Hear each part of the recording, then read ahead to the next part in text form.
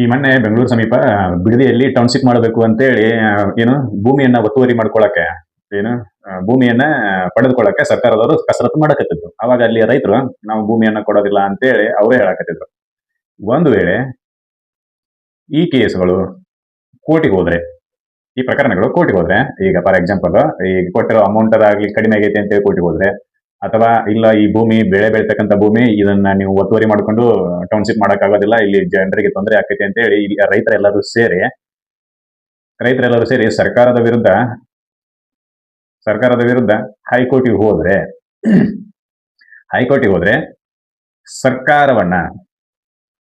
ಸರ್ಕಾರವನ್ನ ಹೈಕೋರ್ಟ್ ನಲ್ಲಿ ಯಾವ ವಕೀಲರು ರೀಪ್ರೆಸೆಂಟ್ ಮಾಡ್ತಾರೆ? ಇದೇ ಕ್ವಶನ್ ಇರೋದು. ಈಗ ಬಿಡದಿ ಟೌನ್ಶಿಪ್ ನಲ್ಲಿ ಬಿಡದಿಯಲ್ಲಿ ಜಗಳ ನಡೀತಿದೆ. ಏನಂತಂದ್ರೆ ಸರ್ಕಾರದವರು ಭೂಮಿಯನ್ನ ಕೊಡ್ರಿ ಅಂತೇಳಿ ರೈತರು ನಾವು ಸರ್ಕಾರಕ್ಕೆ ಭೂಮಿ ಕೊಡೋದಿಲ್ಲ ಅಂತೇಳಿ ರೈತರು. ಈ ಜಗಳ ಏನಾದ್ರೂ ಹೈಕೋರ್ಟಿಗೆ ಹೋಯ್ತು ಅಂತಂದ್ರೆ ಹೈಕೋರ್ಟ್ ನಲ್ಲಿ ಸರ್ಕಾರವನ್ನ ಯಾರು ಡಿಪೆಂಡ್ ಮಾಡ್ತಾರೆ? ರೈತರಂತರೂ ತಮ್ಮ ಪರ್ಸನಲ್ ವಕೀಲರನ್ನ ಇಟ್ಕೊಂಡು ಅವರು ಹೈಕೋರ್ಟಿಗೆ ಹೋಗಿರ್ತಾರೆ. ಈಗ ಸಮಸ್ಯೆ ಇರೋದು ರಾಜ್ಯ ಸರ್ಕಾರಕ್ಕೆ ಲೀಗಲ್ ಅಡ್ವೈಸ್ ಅನ್ನ ಯಾರು ಕೊಡ್ತಾರೆ? ಲೀಗಲ್ ಅಡ್ವೈಸರ್ ಆಗ್ಲಿ ಅಥವಾ ಲೀಗಲ್ ವರ್ಕಿಂಗಿಗೆ ಲೀಗಲ್ ಏಡ್ ಆಗ್ಲಿ ಯಾರು ಕೊಡ್ತಾರೆ ಅಂತ ಕೇಳಿದ್ರೆ ಸರ್ಕಾರಕ್ಕೆ ಒಬ್ರು ಅಡ್ವೊಕೇಟ್ ಜನರಲ್ ಅಂತ ಒಬ್ರು ವಕೀಲರನ್ನ ನೇಮಿಸಿಕೊಳ್ಳುವ ಅಧಿಕಾರ ಇದೆ. ಯಾವುದು? ಅಡ್ವೊಕೇಟ್ ಜನರಲ್ ಇವ್ರದ್ದು ಪದವಿ ಅದು. ಅಡ್ವೊಕೇಟ್ ಜನರಲ್ ಸರ್ಕಾರ ನೇಮಕ ಮಾಡಿಕೊಳ್ಳುವ ಅಧಿಕಾರ ಇದೆ. ಇವ್ರೇನ್ ಮಾಡ್ತಾರೋ ಅಂತಂದ್ರ ಎಲ್ಲಾ ನ್ಯಾಯಾಲಯಗಳಲ್ಲಿ ಸರ್ಕಾರ ಒಂದು ಪಕ್ಷಗಾರನಾಗಿತ್ತು ಅಂತಂದ್ರೆ ಅದನ್ನ ಡಿಪೆಂಡ್ ರಕ್ಷಣೆ ಮಾಡಿಕೊಳ್ಳುವ ಕೆಲಸವನ್ನ ಇವ್ರು ಮಾಡ್ತಾರೆ. ಯಾರು? ಅಡ್ವೊಕೇಟ್ ಜನರಲ್ ಅವರು.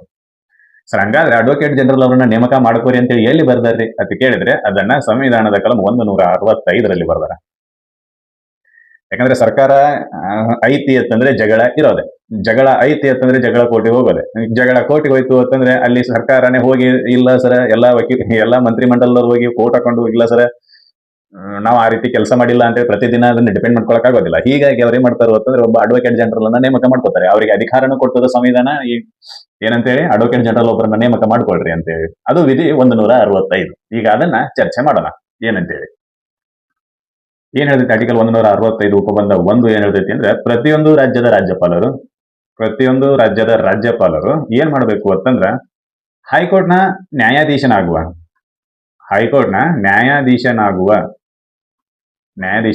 ಅರ್ಹತೆ ಹೊಂದಿರುವ ಒಬ್ಬ ವ್ಯಕ್ತಿಯನ್ನ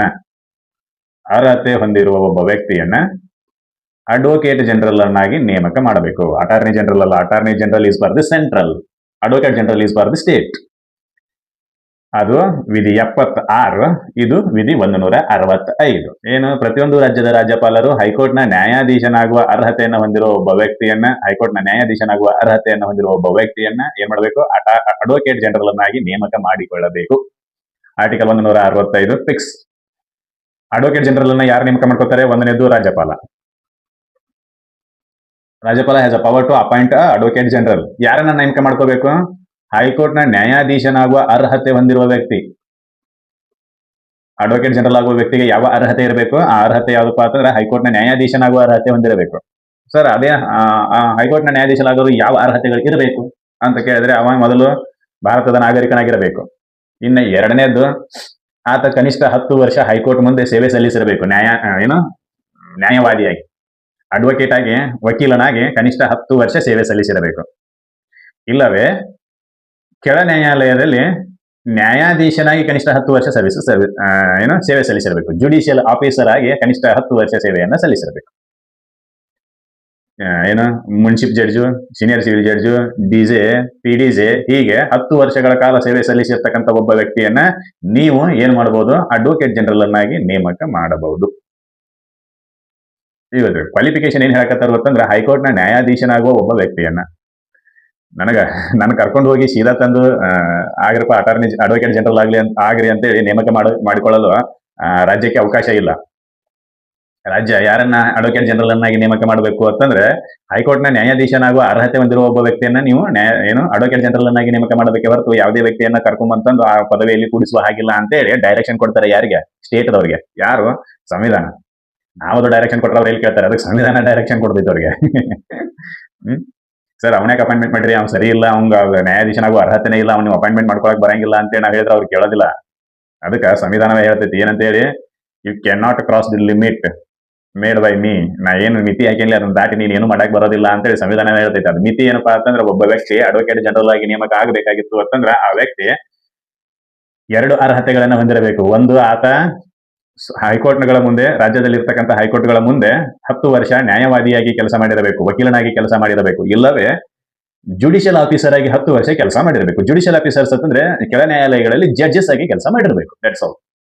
ಎಷ್ಟು ವರ್ಷ? 10 ವರ್ಷ. ಈ 2 ಅರ್ಹತೆಗಳು ಇದ್ದ ವ್ಯಕ್ತಿಯನ್ನ ನೀವು ಏನ್ ಮಾಡಬಹುದು? ಅಡ್ವೊಕೇಟ್ ಜನರಲ್ ಅನ್ನಾಗಿ ನೇಮಕ ಮಾಡಬಹುದು. ನಮ್ಮದು ಯಾವುದೇ ತೊಂದರೆ ಇಲ್ಲ ಅಂತ ಹೇಳಿ ಸಂವಿಧಾನ ಹೇಳ್ತೈತಿ. ನೆಕ್ಸ್ಟ್ ಸರ್, ಅಡ್ವೊಕೇಟ್ ಜನರಲ್ ಅನ್ನ ನೇಮಕ ಮಾಡ್ಕೊಂಡ್ರಿ. ನೇಮಕ ಮಾಡ್ಕೊಂಡ ನಂತರ ಅವ್ರ ಕೆಲಸ ಏನು? ಕೆಲಸ ಏನು ಅಂತಂದ್ರೆ, ನ್ಯಾಯಿಕ ವಿಷಯಗಳಿಗೆ ಸಂಬಂಧಿಸಿದಂತೆ ಸರ್ಕಾರಕ್ಕೆ ಸಜೆಷನ್ ಅನ್ನ ಕೊಡೋದು, ಸಲಹೆಗಳನ್ನ ಕೊಡೋದು. ನ್ಯಾಯಿಕ ವಿಷಯಗಳಿಗೆ ಸಂಬಂಧಿಸಿದಂತೆ ಸರ್ಕಾರಕ್ಕೆ ಸಲಹೆಯನ್ನ ಕೊಡೋದು ಒಂದು.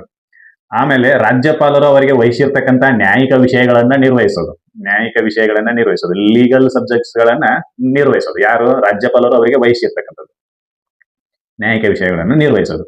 ಬೇಡ, ಇದರ ಜೊತೆಗೆ ಸರ್ಕಾರ ಏನಾದ್ರೂ ಕಾನೂನು ಮಾಡುವ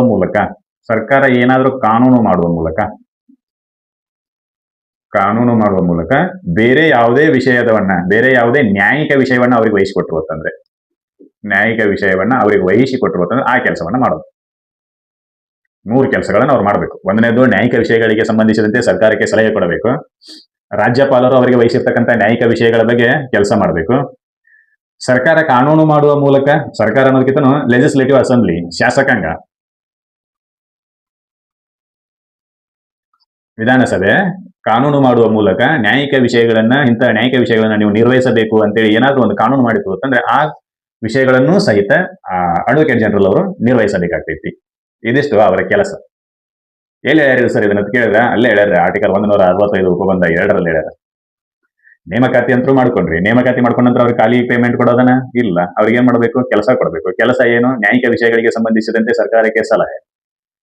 ಆಮೇಲೆ ರಾಜ್ಯಪಾಲರು ವಹಿಸಿಕೊಟ್ಟಿರ್ತಕ್ಕಂಥ ನ್ಯಾಯಿಕ ವಿಷಯಗಳಿಗೆ ಸಂಬಂಧಿಸಿದಂತೆ ಕೆಲಸ ಮಾಡಬೇಕು. ಇನ್ನ ಸರ್ಕಾರ ಅಥವಾ ಶಾಸಕಾಂಗ ಏನಾದ್ರೂ ಕಾನೂನು ತಗೊಂಡ್ಬಂದು ಕೆಲವೊಂದಿಷ್ಟು ಬೇರೆ ನ್ಯಾಯಿಕ ವಿಷಯಗಳನ್ನ ನೀವು ನಿರ್ವಹಿಸ್ರಿ ಅಂತ ಅವ್ರಿಗೆ ಏನಾದ್ರೂ ಅಧಿಕಾರವನ್ನ ಕೊಟ್ಟರು ಅಂತಂದ್ರೆ ಅದನ್ನು ಕೂಡ ಅವರು ನಿರ್ವಹಿಸಬೇಕಾಗ್ತೈತಿ. That's all. ಈ ನ್ಯಾಯಿಕ ವಿಷಯಗಳು, ರಾಜ್ಯಪಾಲರು ವಹಿಸಿಕೊಟ್ಟಂತ ನ್ಯಾಯಿಕ ವಿಷಯಗಳು ಯಾವ್ಯಾವಪ್ಪ ಅಂತಂದ್ರ, ಕರ್ನಾಟಕದ ತುಂಬಾ ಎಷ್ಟು ನ್ಯಾಯಾಲಯಗಳದಾವಲ್ಲ, ಹೋಲ್ ಕರ್ನಾಟಕದ ಟೆರಿಟರಿ ಒಳಗೆ ಎಷ್ಟು ನ್ಯಾಯಾಲಯಗಳು ಬರ್ತಾವಲ್ಲ ಅಷ್ಟೆಲ್ಲಾ ನ್ಯಾಯಾಲಯಗಳಲ್ಲಿ ಸರ್ಕಾರವನ್ನ ಡಿಪೆಂಡ್ ಮಾಡಿಕೊಳ್ಳುವ ಕೆಲಸವನ್ನ ಅವ್ರು ಮಾಡ್ತಾರೆ. ಬೇರೆ ಎಲ್ಲಿ ಬೇಕಾದಲ್ಲಿ ಕೇಸ್ಗಳಿರ್ಲಿ, ಅದು ಧಾರವಾಡದಾಗಿರ್ಲಿ, ಬೆಂಗಳೂರಾಗಿರ್ಲಿ, ಕಲಬುರಗಿ ಒಳಗಿರ್ಲಿ, ಎಲ್ಲರೇ ಇರ್ಲಿ, ಅಲ್ಲಿ ಸರ್ಕಾರವು ಒಂದು ಪಕ್ಷ ಅಂತೇಳಿ ಆಗಿತ್ತು ಅಂತಂದ್ರೆ, ಸರ್ಕಾರದ ವಿರುದ್ಧ ಪ್ರಕರಣಗಳಿದ್ವು ಅಂತಂದ್ರೆ ಅವಾಗ ಸರ್ಕಾರವನ್ನ ಪ್ರತಿನಿಧಿಸೋರು ಯಾರಪ್ಪ ಅಂತಂದ್ರೆ ಇದೇ ಅಡ್ವೊಕೇಟ್ ಜನರಲ್. ಅವರು ಸರ್ಕಾರವನ್ನ ಪ್ರತಿನಿಧಿಸ್ತಾರೆ. ನಮಗೆ ಗೊತ್ತಿರಬೇಕು ಯಾವುದೇ ನ್ಯಾಯಾಲಯಗಳಲ್ಲಿ. ಅದು ಬಹಳ, ಯಾಕಂದ್ರೆ ಅವ್ರು ಸರ್ಕಾರಿ ವಕೀಲರನ್ನೇ ಇದ್ದಂಗೆ. ಹಂಗಂತ ಹೇಳಿದ್ರೆ ಸರ್ಕಾರದ ಎಂಪ್ಲಾಯ್ ಏನಂತ ಕೇಳಿದ್ರೆ ಅಲ್ಲ, ಅವ್ರ ಸರ್ಕಾರದ ನೌಕರರನ್ನತೆ ಕೇಳಿದ್ರೆ ಅಲ್ಲ. Advocate general is a government employ ಅಂತ ಕೇಳಿದ್ರೆ ನೋ ಅಂತಾನೆ ಆನ್ಸರ್. Because of what? ಯಾಕೆ ಅಂತ ಕೇಳಿದ್ರೆ ಆತ ಬೇರೆ ಕೇಸ್ಗಳಲ್ಲಿನೂ ಕೂಡ ಸರ್ಕಾರ ವಹಿಸಿಕೊಟ್ಟಿರ್ತಕ್ಕಂಥ ಕೆಲಸದ ಜೊತೆಗೆ ಬೇರೆ ಪ್ರಕರಣಗಳಲ್ಲಿಯೂ ಕೂಡ ವಕೀಲನಾಗಿ ರಾಜ್ಯದ ನ್ಯಾಯಾಲಯದಲ್ಲಿ ಹಾಜರಾಗಬಹುದು. ಅದು ನಮಗೆ ಗೊತ್ತಿರಬೇಕು. ಬೇರೆ ಪ್ರಕರಣಗಳಲ್ಲಿ ಅಂತಂದ್ರೆ ಒಂದಿಷ್ಟು ಷರತ್ತುಗಳಿದಾವೆ.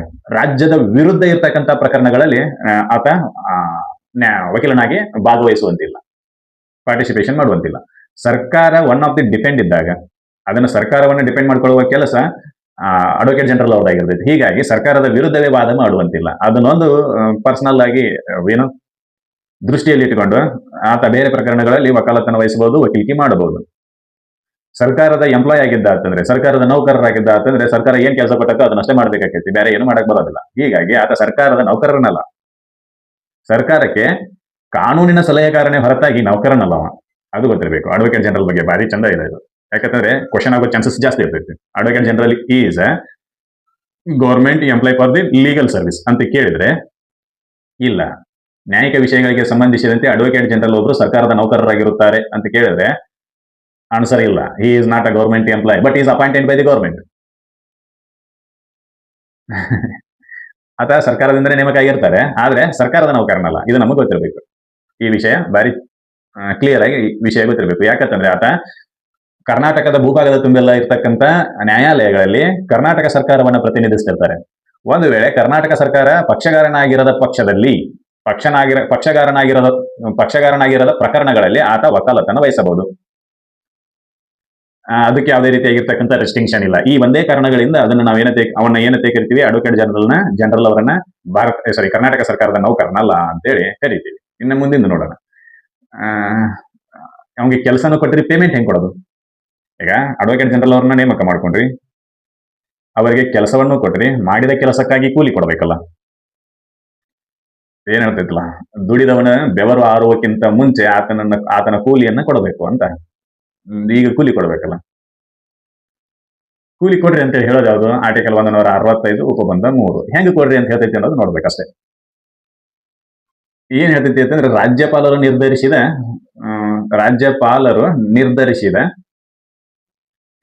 ವೇತನ ಮತ್ತು ಭತ್ಯೆಗಳನ್ನ ಪಡಿತಾರೆ. ಯಾರು? Advocate general shall receive the payment determined by the governor. ರಾಜ್ಯಪಾಲರು ನಿರ್ಧರಿಸಿದ ವೇತನ ಮತ್ತು ಭತ್ಯೆಯನ್ನ ಪಡಿತಾರೆ. ಕಾಲಕ್ಕೆ ಸಮಯಕ್ಕೆ ನಿರ್ಧರಿಸಿದ ವೇತನಗಳನ್ನ ಪಡಿತಾರೆ. ಇದು ನಮಗೆ ಗೊತ್ತಿರಬೇಕು. ಸರ್, ಅವ್ರು ಮತ್ತೆ ಎಷ್ಟು ವರ್ಷಗಳ ಸರ್ವಿಸ್ ಅನ್ನ ಕೊಡ್ತಾರೆ, ಎಷ್ಟು ವರ್ಷದ ಅವಧಿಗೆ ಅಡ್ವೊಕೇಟ್ ಜನರಲ್ ಆಗಿ ಕೆಲಸ ಮಾಡ್ತಾರೆ ಅಂತ ಕೇಳಿದ್ರೆ, ರಾಜ್ಯಪಾಲರ ಇಚ್ಛೆಯ ಪರ್ಯಂತ. ಇದು ಪ್ಲೆಜರ್ ಆಫ್ ದಿ ಗವರ್ನರ್. ರಾಜ್ಯಪಾಲರ ಇಚ್ಛೆ ಎಲ್ಲಿವರೆಗೂ ಇರ್ತೈತಿ ಅಲ್ಲಿವರೆಗೂ ಅವರು ಏನ್ ಮಾಡ್ತಾರೋ ಅಂತಂದ್ರೆ ಕೆಲಸದಲ್ಲಿ ಇರ್ತಾರೆ. ಅಡ್ವೊಕೇಟ್ ಗವರ್ನರ್ ಆಗಿ ಕೆಲಸ ಮಾಡ್ತಾರೆ. ರಾಜ್ಯಪಾಲರ ಇಚ್ಛೆಯವರೆಗೂ. ಪ್ಲೆಜರ್ ಆಫ್ ದಿ ಗವರ್ನರ್ ಅಂದ್ರೆ ಇವ್ರದ್ದು ನೀರಿನ ಮೇಲಿನ ಗುಳಿದ್ದಂಗೆ. ರಾಜ್ಯಪಾಲರು ಇವತ್ತು ಅಪಾಯಿಂಟ್ಮೆಂಟ್ ಮಾಡಿ ನಾಳೆ ನಿನ್ನ ಕೆಲಸದಿಂದ ತೆಗಿಬಹುದು. There is no bar at all. ಆಮೇಲೆ ಒಂದು ಕನ್ವೆನ್ಷನ್ ಐತಿ ಈ ಸರ್ಕಾರದೊಳಗೆ. ಈಗ ಡಿ ಕೆ ಶಿವಕುಮಾರ್ ಸರ್ಕಾರದೊಳಗೆ ಒಬ್ರು ಯಾರೋ ಅಡ್ವೊಕೇಟ್ ಜನರಲ್ ಅದಾರೆ. ಡಿ ಕೆ ಶಿವಕುಮಾರ್ ಅವರ ಸರ್ಕಾರ ರಾಜೀನಾಮೆ ಕೊಟ್ಟಿರು ಅಂತಂದ್ರೆ ಆಟೋಮೆಟಿಕ್ ಆಗಿ ಅವರು ಕೂಡ, ಅಟಾರ್ನಿ ಜನರಲ್ ಅವರು ಕೂಡ ರಾಜೀನಾಮೆಯನ್ನ ಕೊಡ್ತಾರೆ. ಇದೊಂದು ಕನ್ವೆನ್ಷನ್ ನಡ್ಕೊಂಡು ಬಂದದ. ಯಾಕಂತೇಳಿ ನಮಗ್ ಗೊತ್ತಿಲ್ಲ, ಕೊಡಬೇಕು ಅಂತೇಳಿ ಎಲ್ಲಿ ರೂಲ್ಸು ಇಲ್ಲ. ರಾಜ್ಯಪಾಲರು ಏನ್ ಮಾಡ್ತಾರೋ ಅಂತಂದ್ರೆ ಅವ್ರನ್ನ ತೆಗೆದು ಹಾಕೋಕ್ಕಿಂತ ಮುಂಚೆ ನಾನು ರಾಜೀನಾಮೆ ಕೊಟ್ಟರೆ ಚಲೋ ಅಂತೇಳಿ ಅವರು ರಾಜೀನಾಮೆ ಕೊಡ್ತಾರೆ ಅಷ್ಟೇ. ಅದನ್ನ ಬಿಟ್ರೆ ಮತ್ತೇನಿಲ್ಲ. ಅವ್ರಿಗೆ ರಾಜೀನಾಮೆ ಕೊಡಬೇಕು, ಗೌರ್ಮೆಂಟ್ ಚೇಂಜ್ ಆದಾಗ ಒಂದ್ಸಲ ನೀನು ರಾಜೀನಾಮೆ ಕೊಡಬೇಕು ಅಂತೇಳಿ ಎಲ್ಲಿ ಇಲ್ಲ. ಯಾಕಂತಂದ್ರೆ ಅವರು ರಾಜ್ಯಪಾಲರ ಇಚ್ಛೆ ಮೇರೆಗೆ ಕೆಲಸ ಮಾಡ್ತಿರ್ತಾರೆ. ಗವರ್ಮೆಂಟ್ ಬದಲಾಯ್ತು ಅಂತಂದ್ರೆ ಆಟೋಮೆಟಿಕ್ ರಾಜ್ಯಪಾಲರ ಇಚ್ಛೆನೂ ಕೂಡ ಬದಲಾಗತ್ತೆ. ಯಾಕಂದ್ರೆ ರಾಜ್ಯಪಾಲರ ಇಚ್ಛೆ ಹೆಂಗೆ ಕೆಲಸ ಮಾಡ್ತೈತಿ ಅಂತಂದ್ರೆ, ಗವರ್ಮೆಂಟ್ ಇಚ್ಛೆ, ರಾಜ್ಯಪಾಲರ ಇಚ್ಛೆ ಇಸ್ ನಥಿಂಗ್ ಬಟ್ ಗವರ್ಮೆಂಟ್ ಇಚ್ಛೆ ಅಂತ. ಅದು ಸರ್ಕಾರದ ಇಚ್ಛೆ ಅಂದಂಗ. ಅದು ಆದ್ರ ಸರ್ಕಾರ ಹೇಳಿದಂಗ ರಾಜ್ಯಪಾಲರು ಕೇಳ್ತಾರೆ. ಮುಖ್ಯಮಂತ್ರಿ ಮತ್ತು ಮಂತ್ರಿಮಂಡಲದ ಸಲಹೆ ಮೇರೆಗೆ ರಾಜ್ಯಪಾಲರು ಕೆಲಸ ಮಾಡ್ತಾರೆ. ಅವಾಗ ಗವರ್ಮೆಂಟ್ ಚೇಂಜ್ ಆದ ತಕ್ಷಣ ಫಸ್ಟ್ನೇ ಕೆಲಸನ ಅದೇ ಮಾಡ್ತಾರೆ. ಅವರು ಸರ್ಕಾರದವ್ರು ಏನ್ ಮಾಡ್ತಾರೋ ಅಂತಂದ್ರೆ ರಾಜ್ಯಪಾಲರಿಗೆ ಸಲಹೆ ಕೊಡ್ತಾರೆ, ಇಲ್ಲದೆ ಅವ್ರ ರಾಜೀನಾಮೆ ತಗೋರಿ, ಬೇರೆ ವ್ಯಕ್ತಿಯನ್ನು ನಾವು ಅಡ್ವೊಕೇಟ್ ಜನರಲ್ ಆಗಿ ನೇಮಕ ಮಾಡೋರಿದೀವಿ ಅಂತ ಹೇಳಿ. ದಟ್ ಈಸ್ ಎನ್ ಇಂಪಾರ್ಟೆಂಟ್ ವಿಷಯ. ಇಲ್ಲಿ ಕಾಮನ್ ಆಗಿ ಹಂಗೆ ಹಾಕಿರ್ತೈತಿ ಅಂತೇಳಿ ಅವ್ರು ಏನ್ ಮಾಡ್ತಾರೋ ಅಂತಂದ್ರೆ, ಬೇಡಪ್ಪ ಇದ್ರ ಸುದ್ದಿನ ಬೇಡ ಅಂತೇಳಿ ಅವರು ರಾಜೀನಾಮೆ ಕೊಡ್ತಾರೆ. ಸರ್ಕಾರ ಬದಲಾಯ್ತು ಅಂತಂದ್ರೆ ಅವರು ಬದಲಾಗ್ತಾರೆ. ಇದು ಗೊತ್ತಿರಬೇಕು. ಏನು, ಪ್ರತಿಯೊಂದು ರಾಜ್ಯದ ರಾಜ್ಯಪಾಲರು ಹೈಕೋರ್ಟ್ನ ನ್ಯಾಯಾಧೀಶನಾಗುವ ಅರ್ಹತೆ ಹೊಂದಿರತಕ್ಕಂಥ ವ್ಯಕ್ತಿಯನ್ನ ಅಡ್ವೊಕೇಟ್ ಜನರಲ್ ಆಗಿ ನೇಮಕ ಮಾಡ್ಕೋಬೇಕು. ಆತ ಏನ್ ಕೆಲಸ ಮಾಡಬೇಕು ಅಂತಂದ್ರೆ, ಸರ್ಕಾರಕ್ಕೆ ನ್ಯಾಯಿಕ ಸಲಹೆಗಳನ್ನ ಕೊಡಬೇಕು, ಲೀಗಲ್ ಅಡ್ವೈಸ್ ಅನ್ನ ಕೊಡಬೇಕು. ಯಾವುದೇ ವಿಷಯಗಳಿಗೆ ಸಂಬಂಧಿಸಿದಂತೆ ಅದು ಎಲ್ಲಿನೂ ನಿಂತ್ಕೋಬಾರ್ದಲ್ಲ. ಈಗ ಫಾರ್ ಎಕ್ಸಾಂಪಲ್ ಗೌರ್ಮೆಂಟ್ ಯಾವ್ದಾದ್ರು ಒಂದು ಸ್ಕೀಮ್ ತಗೊಂಡ್ಬರಕತ್ತಿತ್ತು ಅಂತಂದ್ರೆ ಅದಕ್ಕೆ ಅಡ್ವೈಸ್ ಅನ್ನ ಕೊಡಬೇಕು. ಈ ರೀತಿಯಾಗಿರ್ತಕ್ಕಂಥ ಸ್ಕೀಮ್ಗಳಲ್ಲಿ ಕೋರ್ಟಿಗೆ ಹೋದ್ರು ಅಂತಂದ್ರೆ ಈ ರೀತಿ ಸಮಸ್ಯೆ ಆಗ್ತವೆ, ಅಂತ ಸಮಸ್ಯೆಗಳನ್ನ ಈಗ ನಿವಾರಿಸಿಕೊಡ್ರಿ ಅಂತೇಳಿ ಒಂದಿಷ್ಟು ಸಲಹೆಗಳನ್ನ ಕೊಡಬೇಕು ಸರ್ಕಾರಕ್ಕೆ, ಲೀಗಲ್ ಅಡ್ವೈಸ್ ಅಂತ ಕರಿತೀವಿ ಅದನ್ನ. ಆಮೇಲೆ ರಾಜ್ಯಪಾಲರು ಹೇಳಿರ್ತಕ್ಕಂಥ ನ್ಯಾಯಿಕ ಕಾರ್ಯಗಳನ್ನು ನಿರ್ವಹಿಸಬೇಕು. ಆಮೇಲೆ ಸರ್ಕಾರ ಕಾನೂನು ಮಾಡುವ ಮೂಲಕ ಕೆಲವು ನ್ಯಾಯಿಕ ವಿಷಯಗಳನ್ನು ನಿರ್ವಹಿಸಲು ಅವರಿಗೆ ಅಧಿಕಾರವನ್ನ ಕೊಟ್ಟು ಅಂತಂದ್ರೆ ಅಂತಹ ಕೆಲಸಗಳನ್ನು ಕೂಡ ಅವರು ನಿರ್ವಹಿಸಬೇಕಾಗ್ತದೆ. ಇನ್ನು ಮೂರನೇದು, ರಾಜ್ಯಪಾಲರು ನಿರ್ಧರಿಸಿದ ವೇತನ ಮತ್ತು ಭತ್ಯೆಗಳನ್ನ ಪಡಿತಾರೆ. ಜೊತೆಗೆ ರಾಜ್ಯಪಾಲರ ಇಚ್ಛೆಯ ಪರ್ಯಂತ ಅವರು ಕೆಲಸದಲ್ಲಿರ್ತಾರೆ. ಈ ಮೂರು ವಿಷಯಗಳು ಅಡ್ವೊಕೇಟ್ ಜನರಲ್ ಅವರ ಬಗ್ಗೆ ನಿಮ್ಗೆ ಗೊತ್ತಿರಬೇಕು. ಜೊತೆಗೆ ಅಡ್ವೊಕೇಟ್ ಜನರಲ್ಗೆ ಒಂದು ಸ್ಪೆಷಲ್ ಪ್ರೈವಿಲೇಜಸ್ ಇದೆ, ಒಂದು ವಿಶೇಷ ಸೌಕರ್ಯಗಳನ್ನು ಕೊಟ್ಟಾರೆ under article 177 of the Indian constitution. ಸಂವಿಧಾನದ ಕಲಂ 377 ಅಡಿಯಲ್ಲಿ ಅಡ್ವೊಕೇಟ್ ಜನರಲ್ ಅವರಿಗೆ ಒಂದು ವಿಶೇಷವಾದ ಸವಲತ್ತು ಇದೆ. ಅದೇನಪ್ಪಾ ಅಂತಂದ್ರೆ, ಆರ್ಟಿಕಲ್ 177 ಅಡಿಯಲ್ಲಿ ಒಂದು ವಿಶೇಷ ಸವಲತ್ತು ಇದೆ. ಇವರು ರಾಜ್ಯ ವಿಧಾನಸಭೆಯ ಕಾರ್ಯಕಲಾಪಗಳಲ್ಲಿ ಭಾಗವಹಿಸಬಹುದು. ಆಮೇಲೆ ಸಮಿತಿಗಳ ಸದಸ್ಯನಾಗಬಹುದು.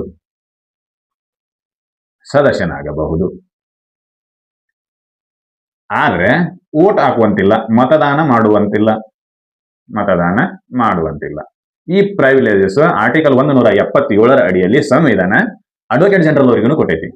ಅಲ್ಲಿನೂ ಕೂಡ ಸಂವಿಧಾನದ ವಿಧಿ 76ರಲ್ಲಿ ಅಟಾರ್ನಿ ಜನರಲ್ ಡಿಸ್ಕಷನ್ ಮಾಡಬೇಕಾದಾಗ ನಾವು ವಿಷಯವನ್ನ ನೋಡಿದ್ವಿ. ಏನಂತ ಹೇಳಿ, ಅಟಾರ್ನಿ ಜನರಲ್ ಅವರು ಸಂಸತ್ನ ಕಲಾಪಗಳಲ್ಲಿ ಭಾಗವಹಿಸಬಹುದು, ಸಂಸತ್ನ ಕಲಾಪಗಳಲ್ಲಿ ಮಾತನಾಡಬಹುದು, ಸಂಸತ್ನ ಸಮಿತಿಯ ಸದಸ್ಯನಾಗಬಹುದು, ಆದರೆ ಮತದಾನ ಮಾಡುವಂತಿಲ್ಲ. ಯಾಕೆ ಮತದಾನ ಮಾಡುವಂತಿಲ್ಲ? ಹಿ is not a member of the parliament. ಆತ ಸಂಸತ್ತಿನ ಸದಸ್ಯನಲ್ಲದ ಕಾರಣ ಆತ ಏನ್ ಮಾಡುವಂಗಿಲ್ಲ, ಮತದಾನ ಮಾಡುವಂಗಿಲ್ಲ. ಇಲ್ಲಿನೂ ಕೂಡ ಆರ್ಟಿಕಲ್ 177 ಅಡ್ವೊಕೇಟ್ ಜನರಲ್ ಅವರಿಗೆ ವಿಶೇಷ ಸವಲತ್ತನ್ನು ಕೊಡತೈತಿ. ರಾಜ್ಯ ವಿಧಾನಸಭೆಯ ಕಾರ್ಯಕಲಾಪಗಳಲ್ಲಿ ನೀನು ಮಾತನಾಡಬಹುದು, ಭಾಗವಹಿಸಬಹುದು, ಸಮಿತಿಗಳ ಸದಸ್ಯನಾಗಬಹುದು, ಆದರೆ ಮತದಾನ ಮಾಡುವಂತಿಲ್ಲ. You cannot cast a vote.